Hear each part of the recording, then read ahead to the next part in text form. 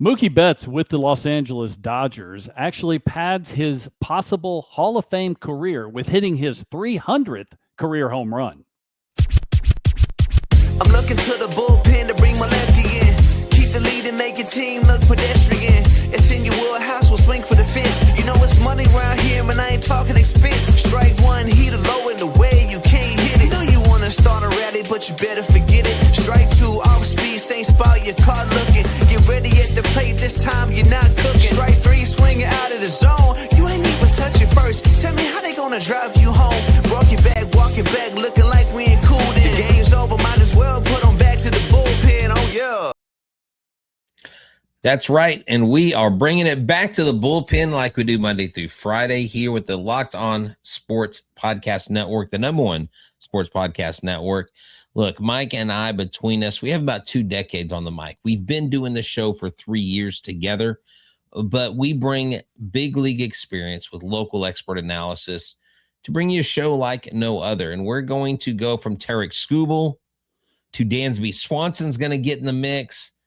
And we're going to start in LA with Mookie Betts. But before we do, Mike, we've got to talk about the experience you had as an all-star. You had the all-star experience in your career. Give us a little bit of an insight into that, because as a non-player, I have no idea what that's like.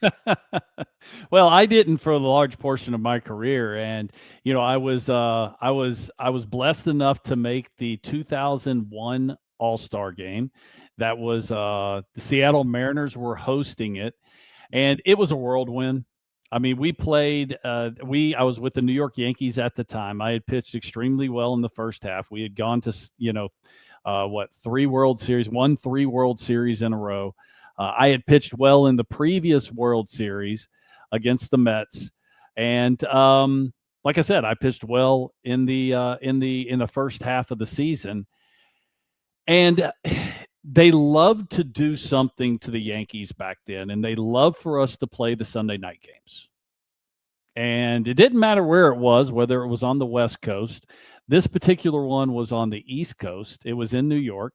So you started, it was an 8:00 game. So, all the festivities, you have to remember, in the All-Star game, everything started East Coast time. So 8:00 on the East Coast, which is 5:00 on the West Coast. So that's when all the festivities would start. We had to fly overnight, basically, to get to Seattle. And it was just a whirlwind. You had media day the very next day. It happened early afternoon. It's basically a zombie. Then you had the home run derby the next day, and or maybe later that day. I think it was later that day, and then the All-Star game itself. It was crazy because I had been in the league, 11, 12 years at the time. I'd only had one other shot of making the All-Star team, and that was in, I think, 1993, when I had 27 saves at the All-Star break. My manager was the manager. He ended up not taking me. As you can tell, that's still a throbbing nerve. But I can imagine. Yeah, it was surreal. It really was. I mean, all the players I knew a lot of the players because I just played against them and seeing them and passing and everything. But to share a locker room with, guys like King Griffey Jr. and Roger Clemens, who I was actually playing with at the time, and we had a bunch of New York Yankees on that team. I think Joe Torre was the manager. Or Joe Torre was the manager. Right. I think he took 7 or 8 of New York Yankees players. Wow. But I mean, we had just won 3 World Series in a row, so yeah, it wasn't like you were taking. You guys had the firepower, guys. Yeah, and it was really cool. Seattle was an awesome place, to watch the home run derby, where some of the balls that Barry Bonds hit were just. I mean, I don't like using unbelievable very often, but it really was kind of incredible how far Barry and all these guys, the home run derby balls are juiced. And they actually have a sticker on the ball, or the writing on the ball actually says 2001 home run derby. And like, Right. well, we got to make sure these balls don't make it into the game tomorrow, because they were flying out of the ballpark at a record pace. And then in the game itself, I actually did get to pitch. Clemens started. I came in, I don't know, maybe the 5th inning or something like that.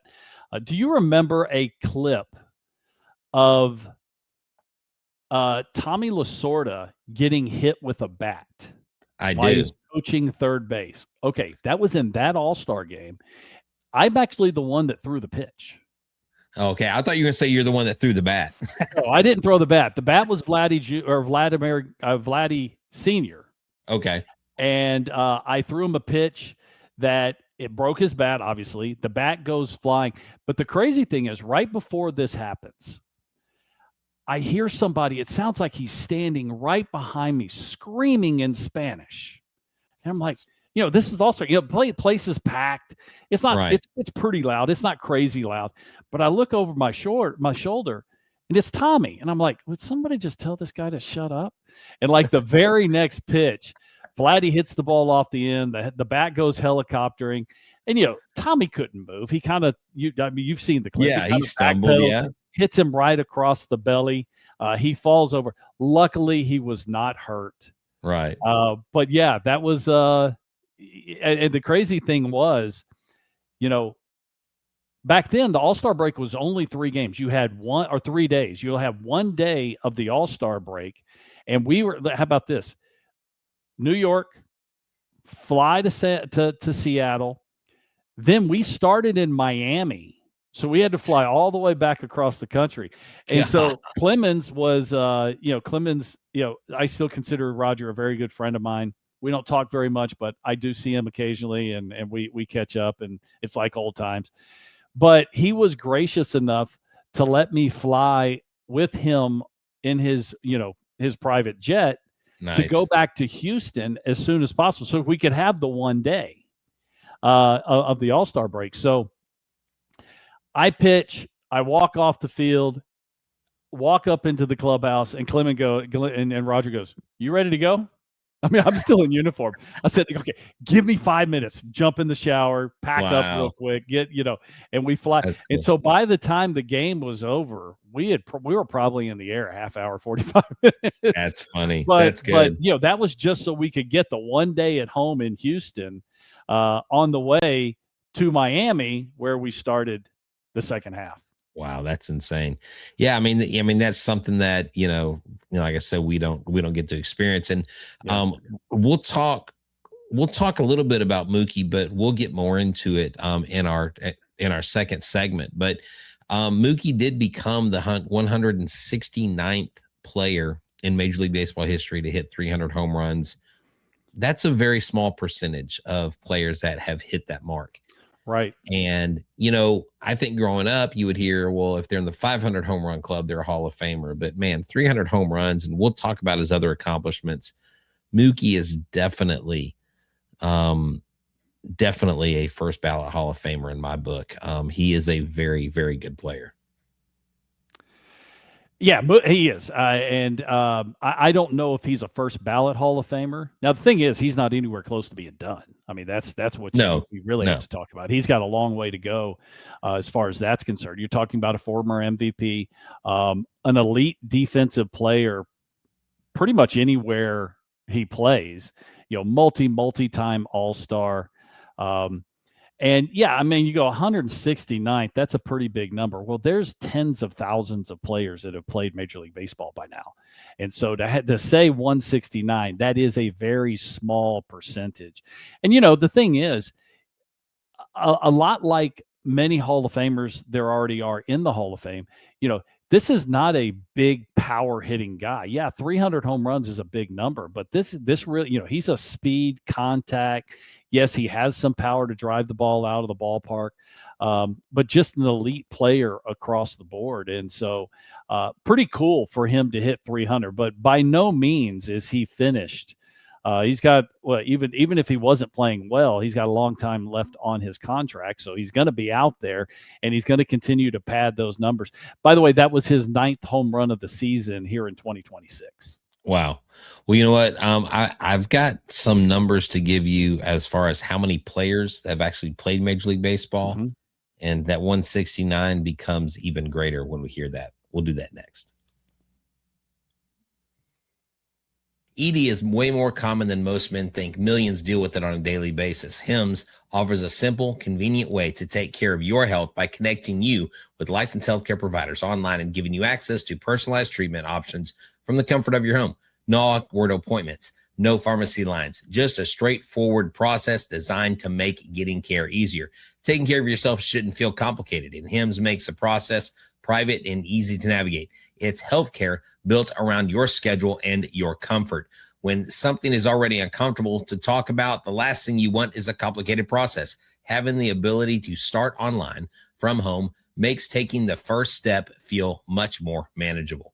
To get simple online access to personalized, affordable care for ED, hair loss, weight loss, and more, visit hims.com/lockedonmlb. That's hims.com/lockedonmlb for your free online visit. Prescription required. See website for details and important safety information. Slendophol is a generic version of Viagra. Viagra is a registered trademark of Viatris Specialty LLC. HIMS is not affiliated with Viatris. The biggest stage in world soccer is here, and every match feels like it has potential for a memorable moment. One goal can completely change the energy of a game, shift momentum, and alter the outcome in an instant. That's what makes tournament soccer so exciting, from the opening whistle to the final kick. Now, FanDuel is giving fans another reason to stay locked in every match with Every Goal Pays. Bet on a match and get bonus bets for every goal scored in that match. More goals means more bonus bets. All you have to do is turn on your token. Now, that's what I love about these tournaments. You can turn on a match between teams you don't normally follow, and suddenly one goal changes everything. The tension builds so quickly that you're interested before you even realize it. From the opening whistle to the final kick, let there be goals on FanDuel. Visit FanDuel.com and get started today. Welcome back to the Bullpen, presented by the Locked On Network. So we're talking about Mookie Betts hitting his career 300th home run. Now, that doesn't seem like a really big number when you're talking about guys hitting 500, 600, 700 career home runs. Right. But that's not really Mookie Betts' game. That's just part of his game, that he does have the ability to drive the ball out of the ballpark. 169th player in Major League history.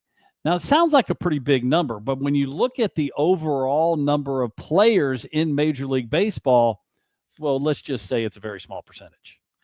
Yeah, 22,736 Major League players through June 24th, 2026. That's an updated number, and that goes back to 1876.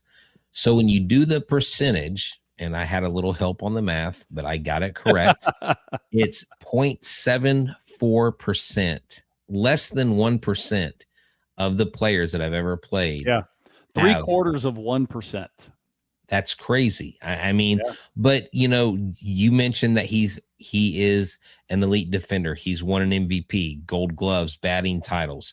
He's got multiple World Series championships. He's always among the leaders in WAR. I just really think, and I know you are a small hog guy, I just think at the end of the day, when it's all said and done with Mookie Betts' career and in the team that he's on, if he's a first ballot Hall of Famer, I would not be shocked. I just think he very well may be. If sorry? it happened today, if his career ended today, would he be?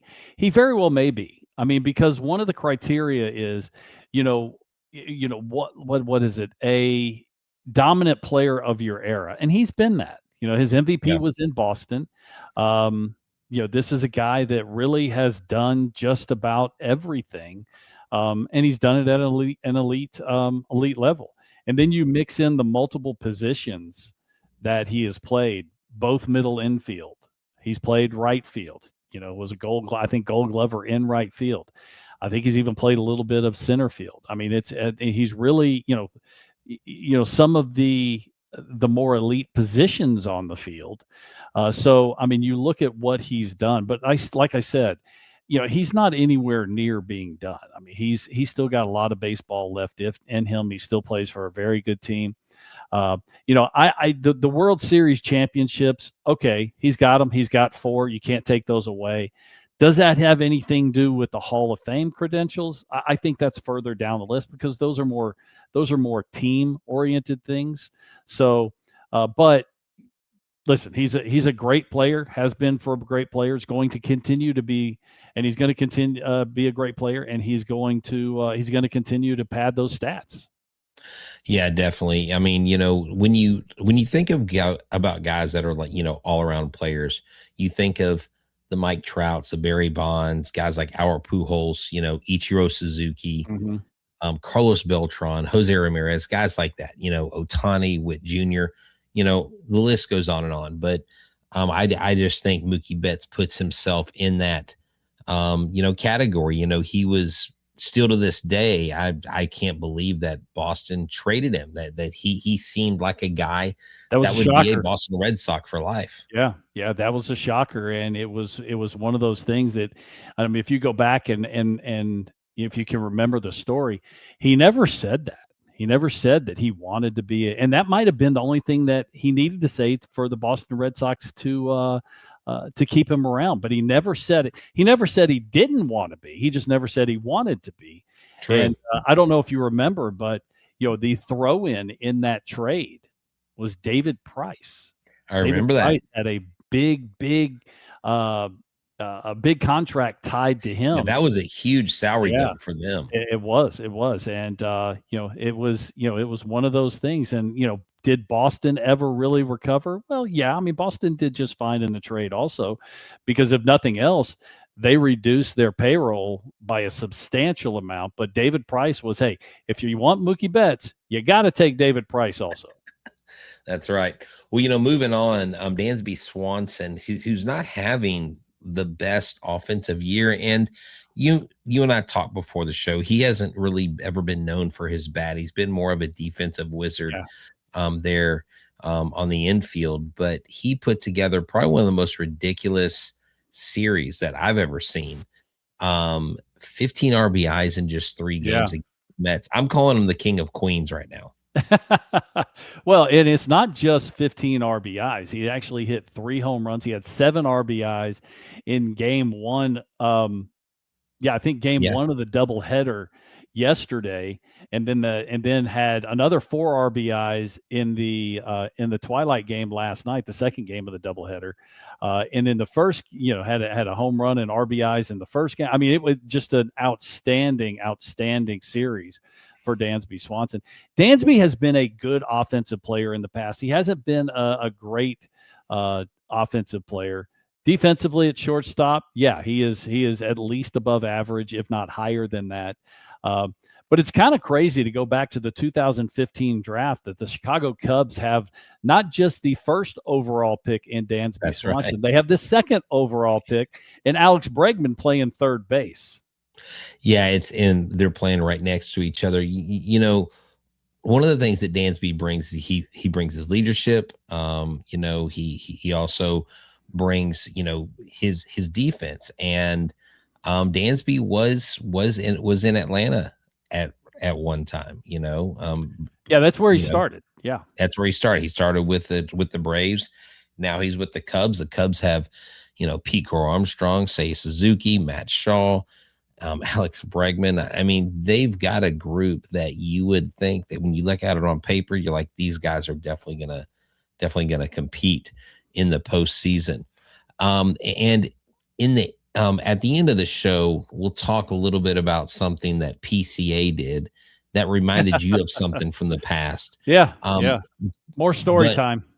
Definitely. No, but it's a good one, folks. You'll want to stick around till the end because this is great. I got a sneak preview from Mike earlier, but in segment 3, we're going to talk about Tarek Skubal.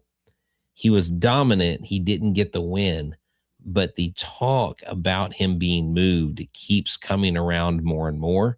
And although the Tigers say they're out, I'm going to ask Mike what scenario he thinks the Tigers would say that they're in on a trade. Running a business shouldn't feel like you're trying to connect a bunch of systems that have never been designed to work together. One app for accounting, another for inventory, and another for sales, and somehow none of them talk to each other. That's where Odoo comes in. Odoo is an all-in-one business management software that brings every part of your business together in one powerful platform. From sales and accounting to inventory and marketing, everything works in one place, helping your team move faster, stay organized, and focus on growing the business instead of managing software. The best organizations know that success isn't just about talent. It's about having everyone working together with the same goal, and that's true in sports, just like it is in business. One thing that really stands out is how this organization got everyone pulling in the same direction.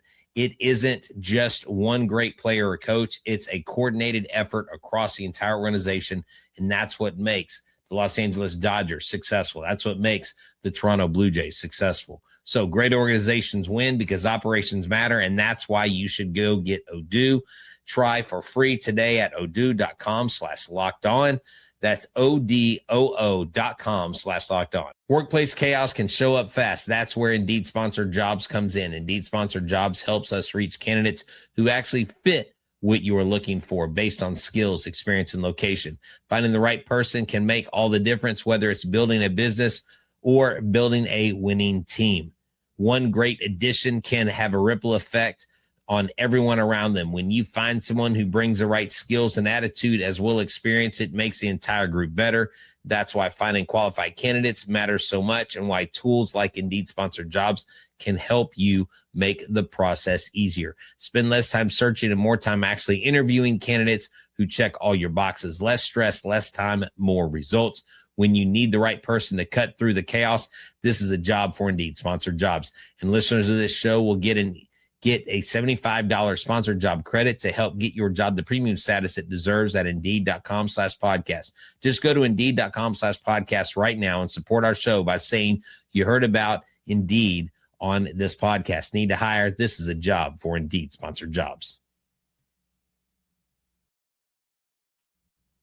Welcome back to the Bullpen, presented by the Locked On Network. So now we're going to talk, well, I guess a little bit of Tigers, but more Tarik Skubal. And is it a possibility that he could be moved? And I don't think we have an answer, either yay or nay yet. But he pitched against the Yankees, didn't pitch poorly, but ended up losing the game. Yeah, he ended up giving up, three home runs is what cost him. Right. But 6 innings, 4 runs, 4 hits, 9 strikeouts. He did get up to 99.6 miles an hour. It's basically 100 miles an hour. I mean, let's just round it up, right? If a kid makes a 99.6 in my class, I usually give them a 100. So I'm going to give Skubal 100. But, it would be interesting. I know they're playing the Yankees. The Yankees always come up in every trade deadline. When you talk to a Yankees fan, you would think that every player is headed to the Bronx. I think there's a reason why fans are it's short for fanatics. Yeah, it's just funny. It's like, no, y'all are not going to get every free agent or every trade piece out there. But I mean, can you imagine if a team like the Yankees puts together a package and the Tigers continue to struggle? I mean, he is a piece. And even if you get him for half a season, he may be the piece that pushes you over the edge and helps you defeat a team like the Dodgers, Mike. Well, and that's why the trade deadline is so valuable to teams that are trading their players, is because, the emotions of possibly winning a pennant, possibly winning a World Series, I mean, that makes the price tag go up. And, we've seen several teams in the past actually rebuild their organization in very short order by making big trades. Now, the question is, and I don't think we can answer it still quite yet. We still have several weeks before we get to the trade deadline. Are the Tigers buyers or are they sellers? Unfortunately for them right now, they're still 12 games under 500. I mean, they're still not playing, they're still not playing great baseball. but it's the American League, and we know the American League is just laden with mediocrity. They're 5 games back in the wild card. I mean, that's not a big number, but I still look at it and go, okay, yeah, but you're 12 games under 500. You're 5-5 in the last 10. They need to play. They need to play a higher quality baseball. And I think what Scooble has said, I think what Scooble has done is Scooble has shown that he is healthy, even though there was a scare earlier in the game that he kind of grabbed his groin and, went down and, squatted down behind the mound. Trainer came out. AJ Hinch came out. He stayed in the game, so I think everybody was holding their breath.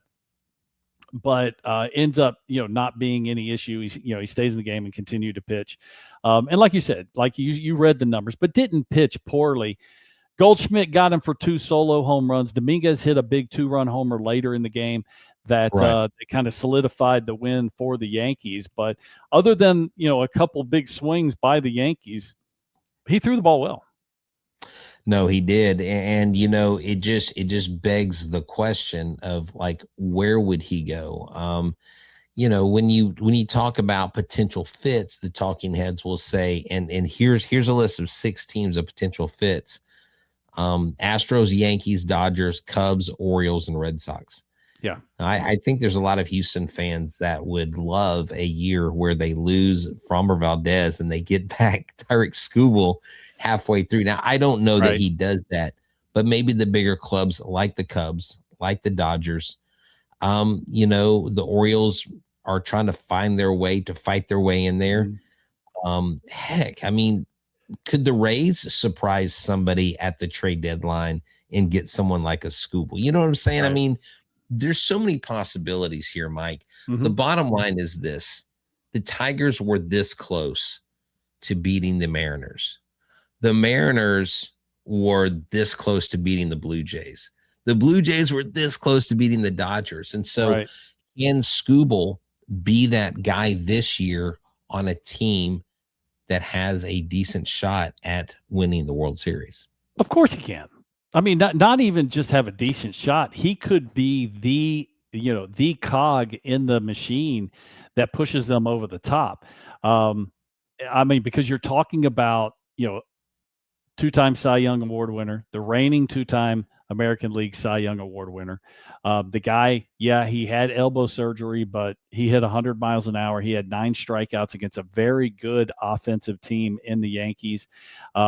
And he's shown he's healthy. He's got a few starts under his belt. So I don't think there's any big question of, is he going to be able to stay on the mound?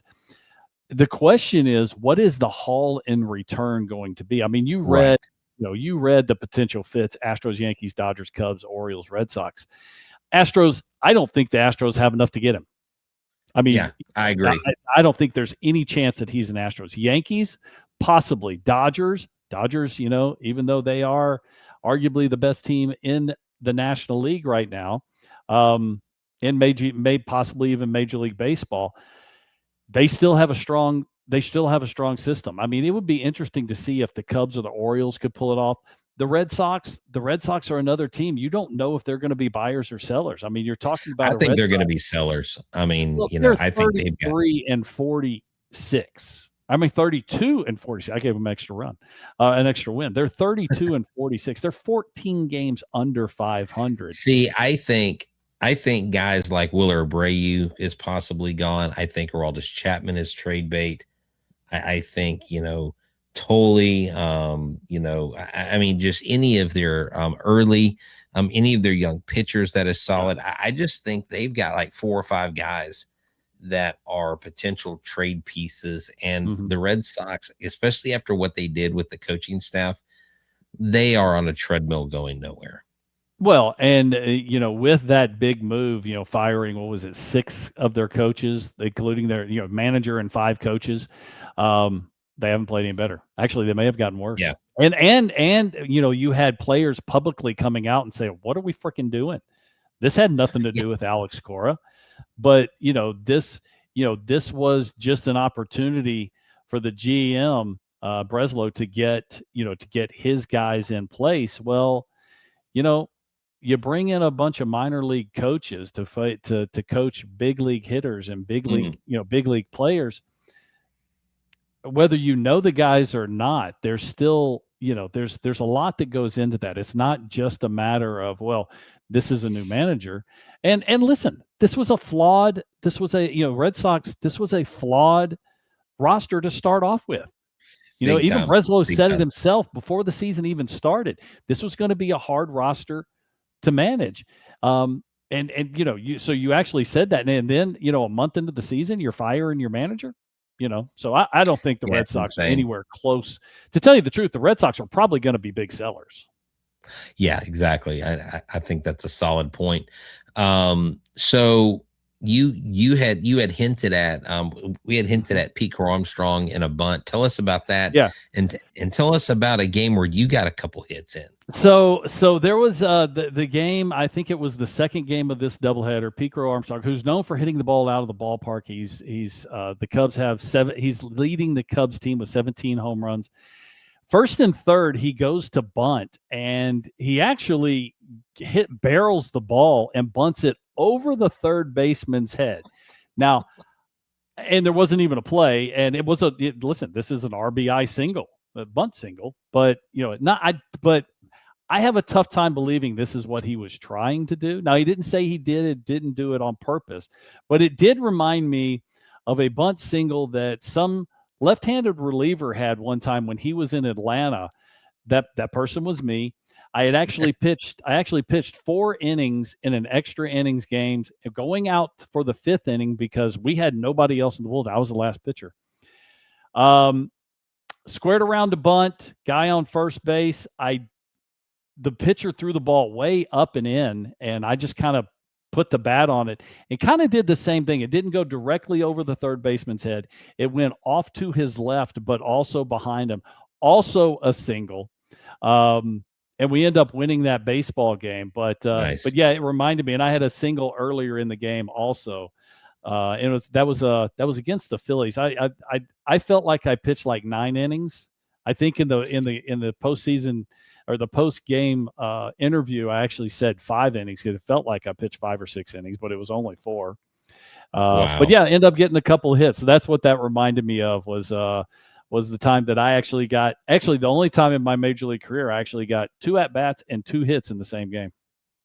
There you go. You were pulling a Yordan Alvarez there, weren't you? Story time. Yeah, I don't think I ever hit a ball as hard as Yordan. Maybe more like Mauricio Dubon. I'm joking. There you go. Well, hey, Mike, this has been a great show. Thank you for taking us down memory lane and sharing those stories with us. And that's why you got to hang on to the show from the beginning to end, because we get little nuggets like that you can't find anywhere else. Make sure you check out Locked On, MLB with and subscribe to that channel. That's how you get back to the bullpen. And make sure you check out the Everydayer Club. You can get a 7-day free trial now. Go to lockedonpodcast.com/everydayer.